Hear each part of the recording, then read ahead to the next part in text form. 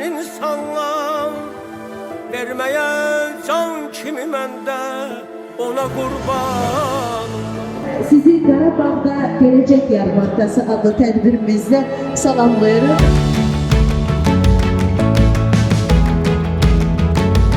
Her bir insan hayatta bir adım öne gitmek için önce o başlangıç özünden olmalıdır. Bu başlangıcı, bu adımı özünde hisseden herkes, değerli hanımlarımız, sizi tebrik ederim. Bu sizin onurunuzdur. Değerli qonaqlar, Qarabağda Gələcək adlı yarmarkasında öz adımdan ve temsil ettiğim Dövlət Komitəsi adından ürəkdən salamlayıram. 3 il əvvəl başladığımız bu layihənin bugün demək olar ki, bütün uğurlu nəticələrin şahidiyik. Hamı uğurlar arzu edirəm. Çox sağ olun iştirakınıza görə. Biz bu yola başlayanda sayımız az idi, indi maşallah çok.